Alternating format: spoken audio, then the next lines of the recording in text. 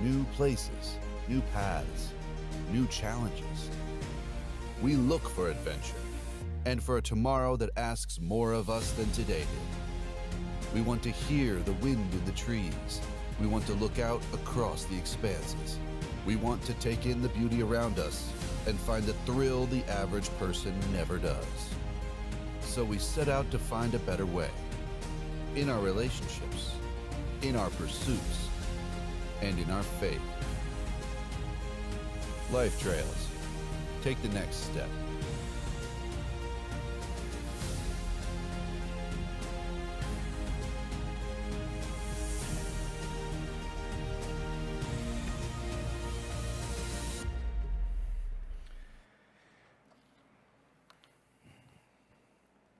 Well, last Sunday, we talked about the importance of taking good trails, making good decisions, taking good paths in lives. And we talked a little bit last week about how other people actually affect us as we make those choices. And I was thinking a little bit about that this week, about how different people in my life and in my story have tipped the scales one way or the other when it came to making some decisions in my life. For instance, my brother influenced me on where I went to college. And actually, as I look back on that, I don't think his intentions were bad, but that ended up being a bad decision. My sister influenced me to ask out this friend of hers named Kelly. That was a really, really good influence on my life. There was a family member who influenced me to invest in a REIT real estate fund. That was a bad influence on my life. Two friends influenced me to go back to college and to get my master's degree, and that actually was a good influence on my life. Two other friends influenced me to take a kayak over a dam on the Penobscot River. That was really bad because I almost drowned that day. There was a youth speaker at a retreat that I went to that influenced me to read my Bible every day. My wife influenced me to hike the Highline Trail, and you can decide whether that was a good or a bad influence. But the truth of the matter is that we are all influenced by people that we sometimes call influencers, but really I think we could just call them people, because that's what people do, and that's what we do as people. We influence and we are influenced, and we are all susceptible to it. And when you think about it, our world is really all in on this idea of influence, whether it is the media and what you're watching on TV or what's coming up on your computer screen, or social media and the different accounts that you may follow on your phones, and its parents, and its neighbors, and its friends, and its teachers, and its strangers. And everybody everywhere, it seems like, wants to tell me what to buy, or where to go, or what to do, or how to think, and everybody is trying to influence me, and everybody is trying to influence you. But my point in this morning in saying all that is not for you to be aware of the influences in your life, although I think you should. My point is to remind each of us of the fact that we are influencers. In fact, that's what God made us to be. In fact, that's when we are at our best, is when we are influencing people as God wants us to influence people. And as a Jesus follower, one of our primary, if not our primary, objective as we walk on the planet Earth is to influence people. So the question is not, are you an influencer? You are. The question is, what kind of influencer are you? Are you an influencer for good, moving people in good directions? Or are you an influencer for bad and not moving people in good directions? But how can we become better influencers? And when's the last time you really stopped and thought about that? You know, I have influence and I need to make sure that I'm using it well and being intentional about it. How can we be better influencers? Well, the good news is that the Bible has an answer for us. And so we want to look at a passage of Scripture today that's pretty common, pretty well known. In fact, if I said we're going to talk about influence and being a good example and all this kind of thing, and you had to pick out a passage, this one would probably come to mind. It's found in the Sermon on the Mount in Matthew chapter 5, and I want to invite you to turn with me there this morning. And it's a great passage. Jesus said this, so we're going to dive in and we're going to study this a little bit this morning. because I think it's going to help us to understand not just this idea of influence, but to help us understand what he wants for us when it comes to being an influencer, and how by taking steps in this direction, we're actually going to take a trail in life that's going to give us a lot of joy and blessing and meaning. And so we turn to the Sermon on the Mount, Jesus' most famous discourse. Probably was in a valley, stood there as people were seated up the mountain in probably an amphitheater type setting there, and he delivered this, and he talked about all kinds of different things. But sometimes this passage, 3 chapters, Matthew 5, 6, and 7, sometimes it's called the Kingdom Manifesto. And the reason it's called that is because Jesus, when he stood up and presented this to the people sitting there, he was saying, hey, I'm the king, and this is what my kingdom looks like. It operates on different rules, and it operates on different principles from what you're used to. And so as he presents this, he actually shares things that are countercultural. And so it's like, this is what you're used to hearing, or this is what you're used to experiencing. But as he shares these things, he tells them something where they would have stopped and gone, oh, that's not like what I'm used to. Oh, that's different. Oh, let me think about that for a minute. And I think that is the case as you go through this whole thing, and I think that is the case here, although it doesn't seem quite as obvious. So let's read it here. Verse number 13 is where we're starting. He says, you are the salt of the earth. First of all, who's you? He's talking to all these people here. Basically, if you're going to be my follower, you're going to be the salt of the earth. And so he uses this metaphor. And there's some debate here. Is he talking about salt as far as a preservative? I don't personally think so. Or is he talking about salt as a flavor agent, like you would put on food? I would lean in that direction. I think before we're done this morning, you'll understand why I think that. But he introduces us to this idea of influence. When he says you're the salt of the earth, it's a metaphor to say, hey, you should be bringing flavor to people's lives. You should be having an influence on people. He goes on and says, but if the salt loses its saltiness, how can it be made salty again? It's no longer good for anything. That's a strong statement, isn't it?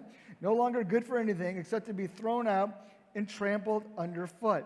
And so it sounds a little harsh, but he's saying, hey, this is what your role is. This is what you should be doing. And if you're not doing this, well, it actually says it there, you're good for nothing there except to be discarded. Then he goes on in verse number 14 and adds a second metaphor. He says, you are the light of the world. And he gives 2 examples here. A city built on a hill cannot be hidden. Neither do people light a lamp and put it under a bowl. Instead, they put it on a stand, and it gives light to everyone in the house. And so this is just like how salt makes food taste better. Light just makes life better. Yeah, I don't know, we're so used to living in our electric society that we just flip on light switches, and boy, does it make our life better. With the storms that we had this week, I forget, was it Monday or Tuesday night, the power went out at our house at about 11 o'clock at night. And, no big deal, we're going to bed, right? Except at 6 o'clock in the morning when you're getting up and trying to get ready for work, it is kind of a big deal, especially when your bathroom has no windows anywhere. And so you're scrounging around the house trying to find your flashlights, things like that.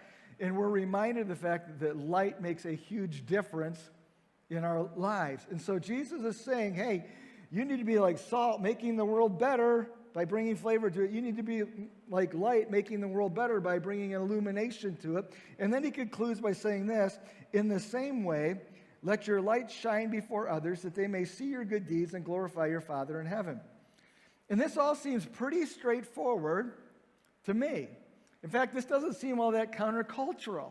In fact, it seems like, well, it's just kind of obvious, isn't it? I mean, we say this to our kids, hey, help people at school today, or be kind to others, and we try to do that. We, kind of look out for people, or we try to steer them in the right direction. I mean, if somebody comes and asks you for directions, you don't say, I'm going to tell them this way, even though it's this way, just for fun here. We look at that and go, well, obviously here, we're supposed to be good examples in life. And yet, what Jesus is saying here is actually countercultural, even if it doesn't seem that way. And let me just point out 3 ways that this passage and what these people were hearing would have been very different from the culture of that day, and it's still different from the culture of our day today. The first thing is this: Jesus is saying, my kingdom is about benefiting others and not self. My kingdom is about benefiting other people and not self. What did he say? You are supposed to be doing good deeds so that for other people, so they see your Father in heaven and glorify him. And what he's saying here is don't be a person who's about saying, follow me, support me, buy my product, help me out, get behind my cause. What he's saying here is be a person who's about finding other people and making them your cause. How can I help you? How can I steer you in the right direction? Or how can I support and benefit you? And so that means that it changes my purpose for living. My purpose for living is not going to be about me and getting people to follow me. My purpose in living is going to be about getting people to follow Jesus, but it's going to be about those people. So it changes my purpose for living, and this is important. Because each one of us has value that we would say is intrinsic, or we would say that we have worth, and that's because we are created by God and we're God's children, universally. And so every person has value in life because of those things. But what we're talking about here is we're not talking about value, we're talking about purpose. And so when we live our lives influencing other people for good and for God, then that brings purpose and fulfillment into our stories. And so we always have value, but as we live this out, we find, and as we focus on other people, very countercultural, we find that it gives us fulfillment in life. And then it changes our approach to life. How many people do you think got out of bed this morning, put their feet on the floor, and said, wow, I wonder how many people, I wonder how I can make this world a better place for people today?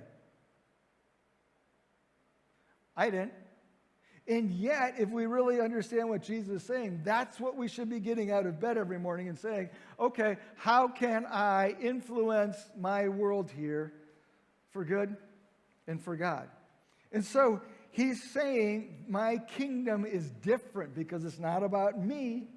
And if you're going to be part of my kingdom, you can't be about yourself. My kingdom is different is because it's about the other people around me. But he's not just saying, here's how my kingdom is different here. And I think this is really important because what I think Jesus is saying here is not only here's just the facts of it, he's actually giving a strategy. Because when Jesus came, he established his kingdom, and it's still advancing today. But Jesus brought the kingdom at that time, and he set up a strategy, and the strategy was to advance this to the world through time till he comes back again through his followers and through his believers. And what Jesus is doing here, I believe, is he's saying, here's my strategy for advancing the kingdom. And so it's the second point here is this. My kingdom is about influence and not about force. Now think about this. If we go back through history, when a kingdom wants to expand itself, how do they do it? Well, you get together an army, right? And then you go wherever to the neighboring country or across the ocean or whatever, and then you come in and you conquer it. And so you come in with your army, you come in with your weapons, and you come in by force and you subdue the people there. That's culture. And kingdoms advance by force. And we still see that today. How many people try to advance their kingdoms by means of force? Or we could say by means of coercion, or by means of mandate, or by means of intimidation, or by means of manipulation, or by means of legislation. And we see this in our world that I'm going to win by imposing my power on you. And this is why we have political battles going on. We get one side that's like, we think this is the way the kingdom should be, so we're going to impose this on you. And the other side is like, no, it should be this way, so we're going to impose this on you. And it's no wonder that we have friction, isn't it? Because we're in a power play constantly. Sometimes kingdoms try to advance via persuasion. Like, you know what, we're going to try this a little more subtly. We're not going to overwhelm you. We're just going to kind of like, we're going to maybe indoctrinate you, or we're going to argue with you, and we're going to give you some great arguments here for you to think about, or maybe we're going to throw this philosophy out here, or maybe we're going to use some desensitization and just keep exposing you to this thinking until you finally come to accept it. And it's much more subliminal, if that's a good word, and they try to advance a kingdom that way. But Jesus isn't about that either. He's not about force, and he's not even about persuasion. He's about something different here. He's about the word I'm going to use here. He's about influence. And what Jesus is saying, and I think this is really, really, really important to us, is this. My kingdom is not about running you over. It's about winning you over.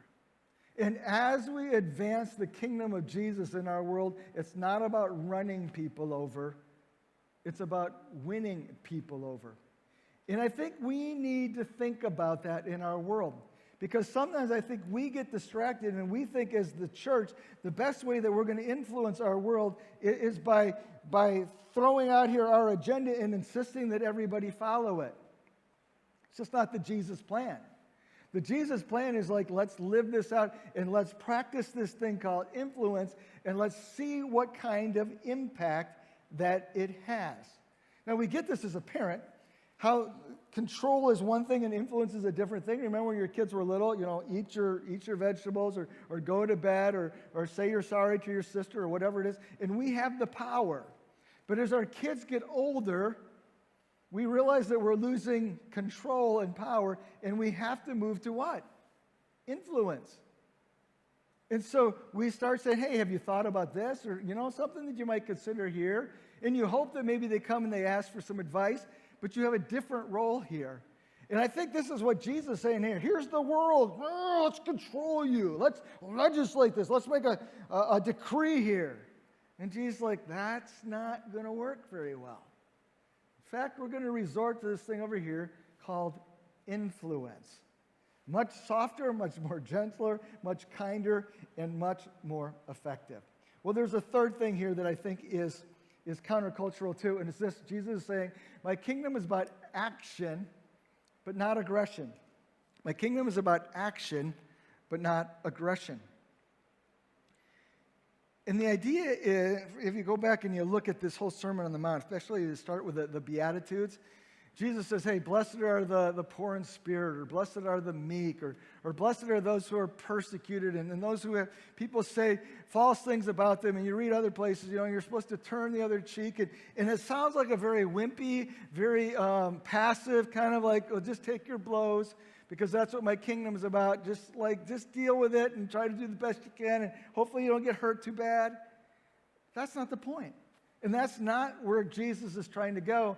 But he is saying this, hey, when those things happen in life, don't react. Instead, respond, and respond proactively. So you don't need to be about aggression and insisting on your way, but you can be about taking steps. For instance, you can bless the person who persecutes you. You can pray for the person who uses you. You can not just turn your cheek to the person who slaps you. You can actually take your coat and you can offer it to that person. And so he says, hey, if you would take these types of steps, the world will be a better place, where people will be influenced for my kingdom. In fact, we see this played out. Jesus is arrested in the garden. Peter jumps up, grabs his sword, and does what? And cuts off this guy's ear. That's aggression. And Jesus says, Peter, put your sword away. That's not how we're going to do business. And he reaches over and he takes one of his attackers. He takes that ear and he puts it back on that guy's head and heals him. And he says, this is how we're going to do it. And he moves to an entirely different model here. And that is totally countercultural.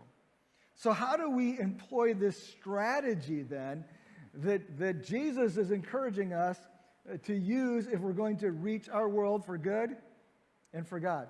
Well, we do that by becoming influencers. And by influence, let me just define this so we're all talking about the same thing. An influence is simply the idea of having a positive impact on somebody else's life, making their life better, especially spiritually, and especially steering them towards God. But what Jesus is saying here is if you want to be my follower, you need to be an influencer. If you want to be my follower, you want to be my influencer. And so let me just give you 4 ideas here this morning about how we can be the right kind of influencers in our world. The first thing is this: realize that influence is the expected pursuit of every Jesus follower. When we read this verse, it doesn't say you are the salt of the earth, or you should be the salt of the earth, or I command you to be the salt of the earth. It says what? It says you are the salt of the earth. It's just a statement of fact.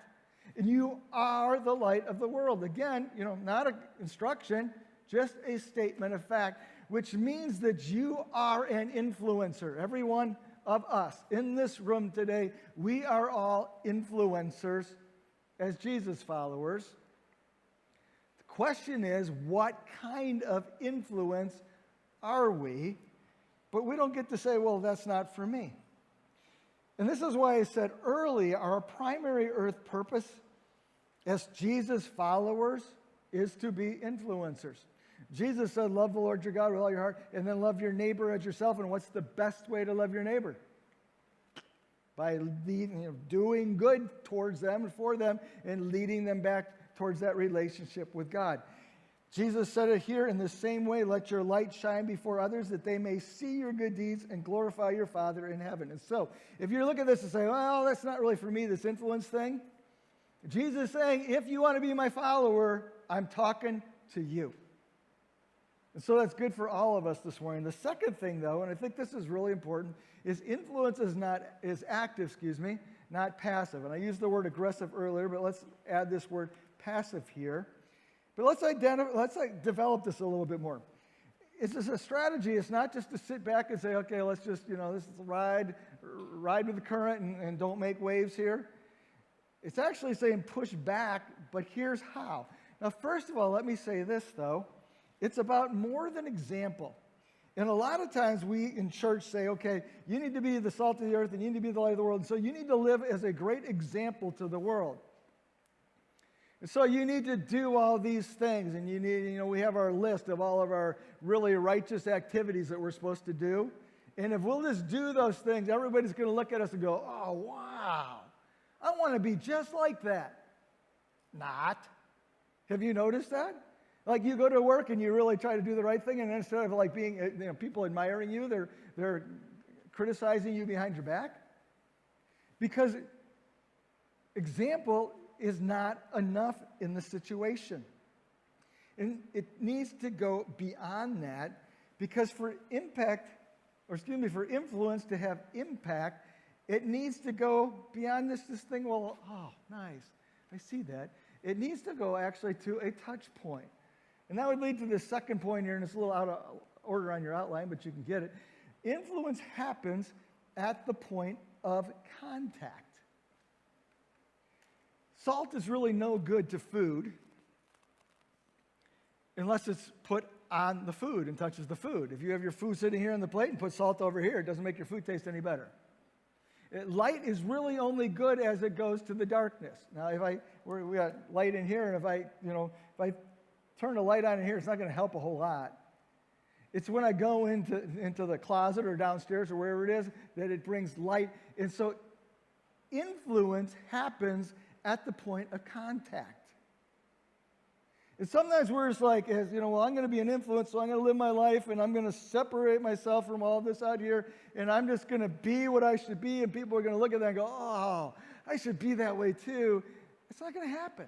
Because we need this point of contact of like, okay, my life touches your life, and we're going to have impact or influence right here. But it's interesting, what's going to make that effective? And what does it tell us here? It says so that they see not your example, but so that they see your good deeds. And not necessarily your good deeds of righteousness, but your good deeds of love and compassion and caring and generosity and forgiveness and peace and kindness. And so that leads us to this point here. If we're going to have influence, we've got to be engaged in good deeds. It's not about letting our righteousness shine, and that's fine, but it's about taking our love and stepping into people's stories and actually making it happen. Well, the third thing here that we see from this is that influence is both collective and individual. It's interesting that Jesus uses two examples when he gets to light. He uses the city on the hill, which could have meant the city, and a lot of times in the Eastern world there, they would reflect the sunlight. And so you could look off in the distance and you say, oh, there's a city because the sun's light reflecting. It might have meant that, at night, city lights up, so you could use that to find your way home. But the idea is somehow it's a group of people that's providing the illumination. And so that's one side of it, it's collective.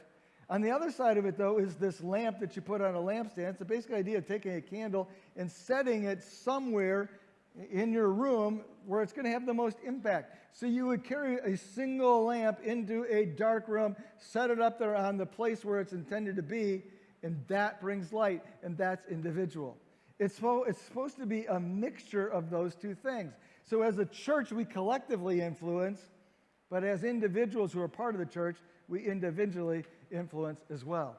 Well, Shelby mentioned it earlier in the morning here that we're going to be visiting with Heather Askew, and this is going to be kind of fun. So we're going to get Heather Askew up on the screen. Heather right now is currently in Thailand. Thailand? That's a funny way to say it, isn't it? In Thailand. And she is working with Jojos Sanctuary, and we'll get her up here. We tested this all out before the service, and it worked perfectly. So we're gonna hope that it does well there. There you see Heather. She's actually been watching the service the entire time too. Hi. From the back there. So you want to wave to Heather? She can't see you. She's sitting from back there. Okay, so you have to turn around and wave. But Heather, if you would tell us, introduce yourself. You got some people there with you, and we want to hear a little bit about your story and what's going on with Jojos Sanctuary. And maybe along the way, I'll interrupt you with a question or two. Okay. Hi, everyone. I hope you're all doing well. So we're in Chiang Mai, Thailand, and this is Mimi, who is our counselor at Jojos Sanctuary, and this is Donut, like the breakfast food, and she was working with helping reintegrate kids from orphanages back into their biological family or into a foster family. So there are two newest additions to our team. And a little background about Jojos Sanctuary. We started 5 years ago, and we are named in honor of a little boy named Jojo, who was a little boy that I knew. He's some missionary friends of mine. He was their nephew, and he actually died as the result of child abuse. So he died right at the same time we were founding our organization. So we wanted to name it in honor of him, so that we would always remember that we're, fighting for the rights and safety of children in our community. And I'm gonna share with you guys my screen so you can see some of the cases we're working on now. Your church is being so generous to help us with our citizenship arm of our work. There's a lot of, actually it says that I can't share my screen, so hang on a sec. There's a lot of families here who don't have citizenship of any state or any country, and that means that they are really at risk of not being able to have education or be able to own property or have access to healthcare. So we help families who are in that situation to be able to get their citizenship rights. If they were born in Thailand, they really should have access to those things, but a lot of times they are denied that because they just didn't file paperwork properly. So here's some cases that we finished this year, last year and this year. It's been slow because of COVID, so it's been a lot slower of a process, but this is Esther, one of the kids in our family strengthening program. She got her card this year. Hers was like the easiest case ever. She had all her paperwork in order, so that was not hard. This is Sambun's family and their daughter and son. We helped them both get their cards last year. And then we had two families that were in this town called Phong. It's about 4 hours from Chiang Mai. and they have been working for many years trying to get their kids their citizenship cards, and there's a lot of extortion that happens from village chiefs that have to file and sign the paperwork.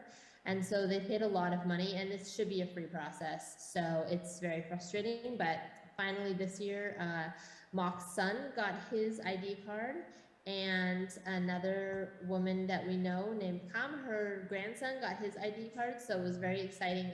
It's been several years of process, and they finally got their cards, and they didn't end up having to pay thousands of dollars that they didn't have, because we were able to work with the government directly to provide that assistance.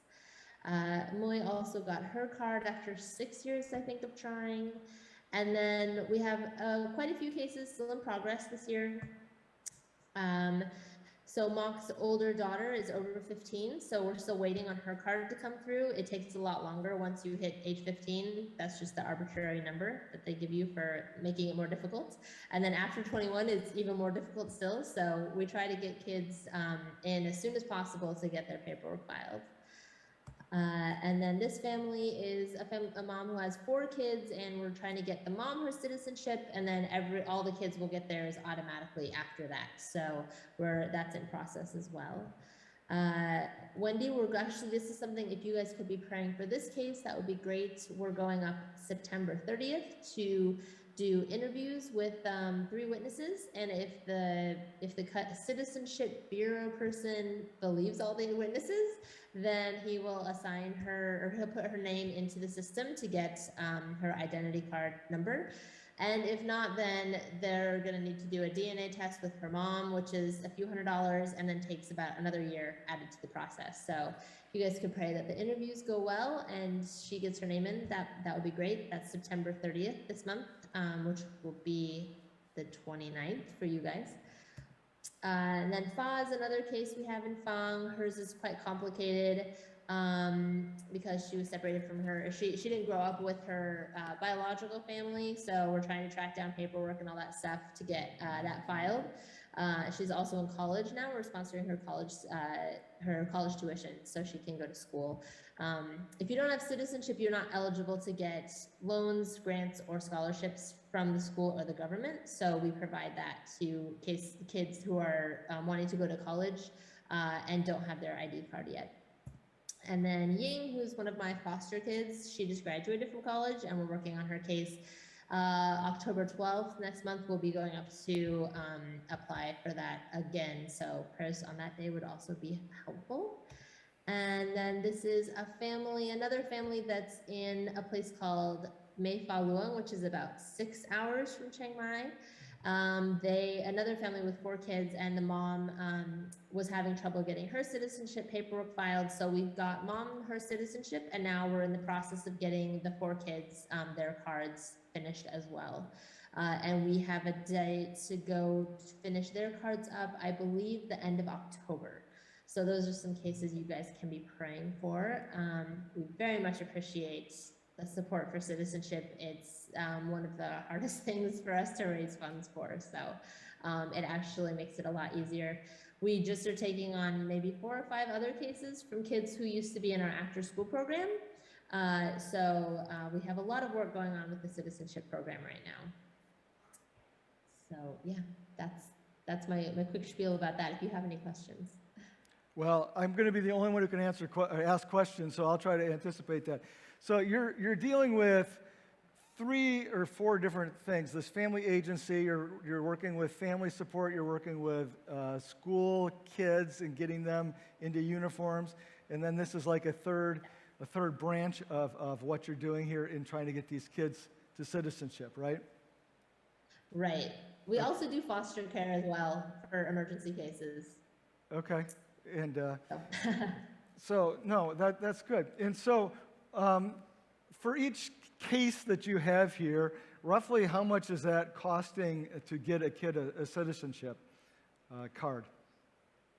Generally, we have to go to their home village where their birth was registered. And so it depends on where they're located. So for like this family here in Mayfaluong, that's 6 hours away. So we generally have to rent a vehicle and stuff. And we usually go it takes about 8 visits for one case. And so each time we go, it's about $100 round trip to cover gas, food, transportation for witnesses, paying for gas for like the village chief to come sign the paperwork, all that kind of stuff.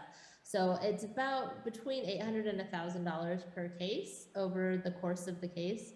And then if the kids need to get their DNA tested with their parents, sometimes if they were put in an orphanage early on, the orphanage doesn't write the parent's name on their card when they register them. And so then we have to do a DNA test to prove who their parents are. So that's about $350 additional. So around between $800 and $1,300 per case. So we as a church, you didn't realize this, last year we supported with a couple of cases, I think. Just over the course of the summer here, we had some monies left in our fund for outreach. And so I think we sent some money that helped with that. But then we're also committed to this next year to supporting them financially as well. But that's something that you can do individually too. So let me ask this question here. How did you get into this, Heather? This is not like your normal career path for an American kid. Oh, it's a long story. Okay, short version is I grew up in Washington State. I moved to LA after college. I worked in the film industry for 10 years. And then my church came on a short-term mission trip to Thailand to work at an after school program. And I ended up going from never having any desire to go to Thailand to being in love with Thailand. And moved here in 2011. And I worked at the after school program for a few years. Then I worked as a social worker for Hug Project, which works with child victims of trafficking and sexual abuse for a few years. And then some of my Thai colleagues from the after school program and we wanted to start this to kind of address sort of gaps in services that we saw. There's a lot of NGOs, a lot of Christian organizations in Chiang Mai, but no one that we knew was working directly with kids without citizenship to make sure they could study all the way through college and to make sure they were having access to healthcare and getting their citizenship taken care of. And then also the foster care thing was just in its very, very early stages when we first started. So so we sort of were trying to plug these little gaps we saw.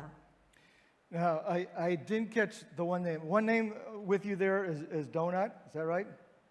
This is Donut. Okay, and I didn't catch the other name. That's Mimi. Okay, and tell us what their role is. So Mimi is our counselor. She just started with us in July, right? Yes, but we worked together for years at Hug Project, so we knew each other before. She graduated from Wheaton, which is not very far from you guys, so she did her master's in counseling at Wheaton, and then Donut just graduated with her master's in, what is your master's in? Spiritual, she just graduated from seminary, whatever that master's is. And she just started with us in August. Okay, so I didn't realize this. One of your partners there went to Wheaton in the counseling program, and I have a daughter at Wheaton right now in the counseling program. So she's just following you. Yeah, that's kind of crazy, isn't it? Didn't even know that.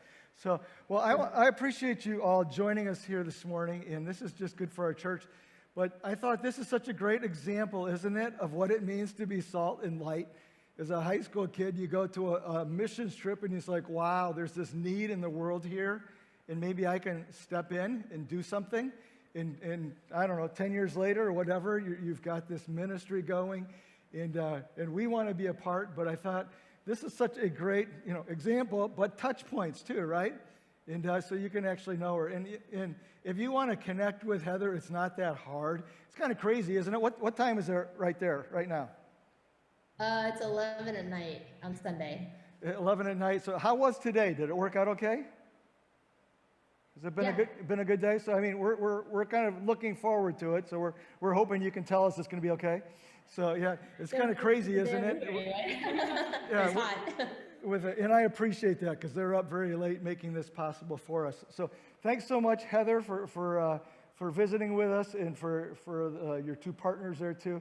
We appreciate what you're doing, how you're shining the light of Jesus in a place that really, really needs it and making a difference in people's lives. So we'll let you go back there, and we'll get you off the screen, and I'll finish up. But thanks so much for joining us this morning. Okay. Thank you, guys. God bless you.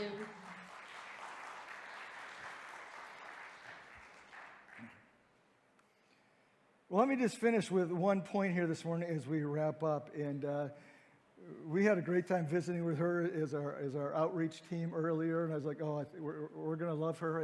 And for the next year, we're going to be partnering with Jojos Sanctuary. And we'll be sending funding so that they can do more of these projects. And the hope is that this builds inroads with families so that we can actually show Christ.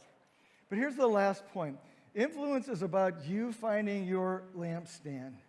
And we talked about the idea of cities on hills, and we want to be that kind of church. But I want to encourage you to be that kind of person who's taking light into the darkness somewhere in your world. Now, you don't have to go to Thailand, and you don't have to make your career path to be helping undocumented kids get their citizenships in their own native country. But it might mean that you need to go into your neighborhood, or it might mean that you need to go down to Oakland Hope, or it might mean that you need to do something with Grayson, or it might mean that you need to do something at your workplace or at your school. But the idea is that we need to find our lampstands because we are to be influencers. It's not an option, it's an expectation, and we need to be good influencers who take the light of Christ. And here's what I think is worth thinking about is we take the light of Christ. We're the light of the world, but that's not really true, is it? It's that Jesus is the light of the world, and we take his love, and we take his forgiveness, and we take his gospel to the world, and that's the light that we take, and that's important. But that means that we need to have a faith that's real to us. And if our faith isn't real to us, it's going to be really hard for us to be influencers. So we have to back it up to start with to say, okay, how real is my faith? And is my faith real enough that it compels me to be this light in the world? But then as we do that, it's a great reminder to us that we're not out here on our own. In fact, when we're doing what God's business is, we have God's Spirit behind us, and we have God's light within us, and we have God's power working in us and through us. So the question for each of us here this morning is, what's my lampstand? Where do I need to be a light? And maybe it's something, and maybe God's given you a person that just comes to mind immediately. It's like, oh, this person I work with, that's where I have to be an influencer. Or maybe it's somebody in your family that's maybe even extended family, like, you know what, I need to reach out right here because I need to be an influence in this person's life. Or maybe it's somebody that you go to school with and you're like, you know what, that's the person right there where I need to be a lamp. But if this is true, what Jesus is saying here, that you are the light of the world, that we all have these opportunities and we need to be intentional about them. So let me just give you a couple of things here that might be helpful to you today as we conclude. Next week, Samantha Lamb and Scott Lindbergh will be joining us from Waterford Schools. And we want to be an influence there, too. We want to be an influence at Grayson School. We want to be influence. We want to be the light on the hill to teachers there. In the lobby, you'll find these out after the service. You can tell what it is. It's a Tupperware tub. And in the tub is the name of one of the teachers at Grayson. And what I would like to encourage you to do is you can grab one or two or three or how many of these you want and fill them with cookies. I doubt you could even fit a dozen cookies in there. Maybe you could. Fill them with cookies and write a note to the teacher whose name is on there. Teaching this past year has been tough, hasn't it? And it's gotten a little bit easier, but it's still a tough thing. And to say, hey, you know what? Welcome back. We're glad that you're here, part of our community. Thank you for serving in this way. We want to cheer you on. We want to pray for you. We want to encourage you. We want you to know that we're behind you. And you can be an influence, not just in general by bringing in cookies, but you can write that little note, and you can be an influence to the person whose name is on that. And I'd encourage you to do that. In 2 weeks, we're going to do our kickball event. It's for charity. We'll be collecting money that we'll buy for shoes that we can send to kids. Or you can just bring in shoes that are basically athletic shoes for kids that haven't been used, either new or basically unworn, and we'll make sure that they get to kids who don't have proper footwear. And that's another simple way that you can be a light in the world. And you don't have to be a kickball player to contribute to that. You can contribute just financially to it, or you can bring in some shoes here to church, and we'll make sure where we're going. Jojos Sanctuary, we're supporting them as a church, but you can support them as individuals too. It costs a lot of money to do what they're doing. And I'm sure that Heather's not sitting on a nest egg now and just pulling out the necessary funds when she needs it. She's sacrificing and scrimping herself to make this happen. But maybe you look at this and say, you know what? I want to do this. And you know what Heather will do? She'll give you the name and the kid and the picture and the face and say, here's who. Here's who your contributions are going to, so you can do more than just pay for them. You can pray for them, and you can actually be engaged with those kids in those situations as well. But it's also your personal world. But the idea is that we are to be lights in our world. So let me just wrap up with this one last radical idea this morning as we conclude our service. You are the salt of the earth. But if the salt loses its saltiness, how can it be made salty again? It is no longer good for anything except to be thrown out and trampled underfoot. You are the light of the world. A city built on a hill cannot be hidden. Neither do people light a lamp and put it under a bowl. Instead, they put it on its stand, and it gives light to everyone in the house. In the same way, let your light shine before others, that they may see your good deeds and glorify your Father in heaven. Let's pray. Dear Jesus, help us to understand how radical and countercultural this is and how necessary. Because we need your gospel to transform our world. And we don't need to impose our morality on the world. We need your Spirit to transform hearts. And so, God, I ask and I beg that you would give us this heart and this passion to be the influences that you meant us to be, not just by example, but by life contact, and where we do good deeds and say good words so that we can share the good news. Dear Jesus, please, please, please give us that passion and that commitment. And so as we pause at the end here, just in the quietness of the moment, what type of response do you need to make to what Jesus said? Or to what the Spirit's saying to you right now?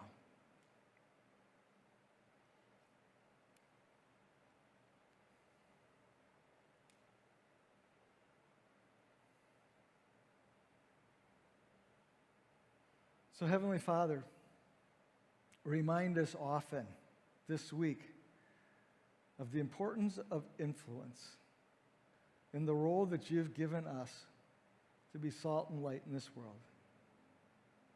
And we pray this in the name of your Son, Jesus Christ. Amen. Would you stand with me this morning? Thanks so much for joining me. I hope you've had a great time this morning, that you've been impacted by the worship. And those songs are two of the songs that get in my head, and I just sing them all week long. And so I'll be singing them and excited about that. And a great time getting into the Word and meeting Heather. Here's what it is, folks. You are the salt of the earth and the light of the world. Go out and make a difference. You're dismissed.